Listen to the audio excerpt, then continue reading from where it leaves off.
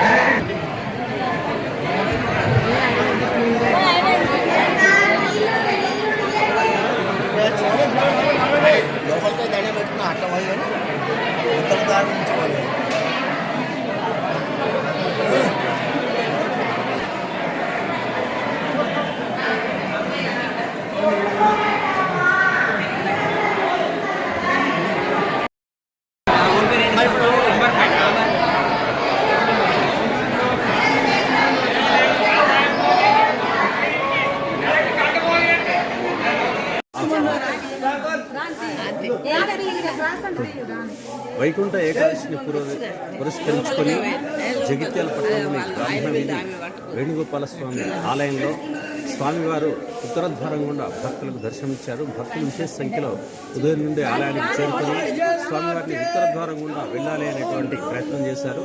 ఇప్పటివరకు స్వామివారు ఉత్తర ద్వారం గుండా బయటకు రావడం జరిగింది. భక్తులంతా కూడా మంగళహారతులతో స్వామివారికి స్వాగతం పలికారు.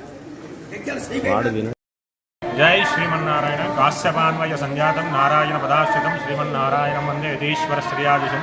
కృష్ణో రక్షతనో జగత్రయ గురు కృష్ణం నమస్యామ్యహం. కృష్ణే నామ శత్రువో నియతా కృష్ణాయ తస్మై నమః. కృష్ణాదేవ సముద్భిదం జగదిదం కృష్ణస్య దాసోస్యహం. కృష్ణే తిష్టతి విశ్వమేతదఖిలం హే కృష్ణ సంరక్షమ. జై శ్రీమన్నారాయణ.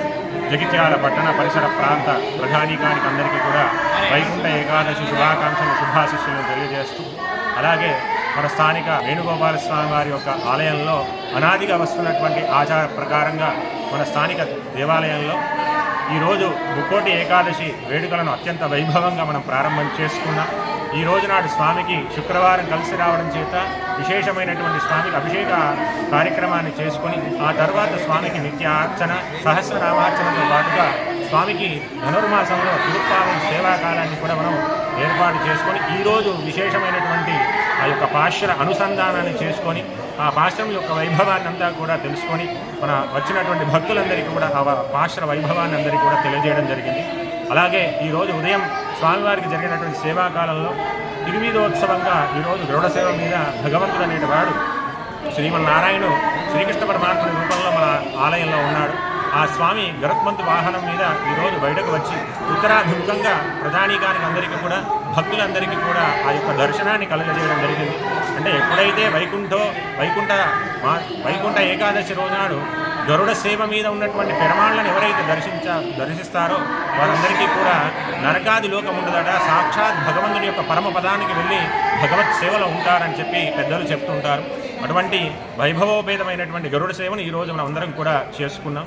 ఆ తర్వాత స్థానిక ఆలయంలో ఈరోజు ప్రతి శుక్రవారం రోజు ధనుర్మాసంలో కుంకుమార్చన కార్యక్రమాన్ని కూడా మనం ఏర్పాటు చేసుకుంటున్నాం. ఈరోజు 4వ శుక్రవారం రోజు నాడు సాయంకాలం గోదామ్మవారి యొక్క అష్టోత్తరం చేత విశేషమైనటువంటి పూజా కార్యక్రమాలను మనం చేసుకుంటున్నాం.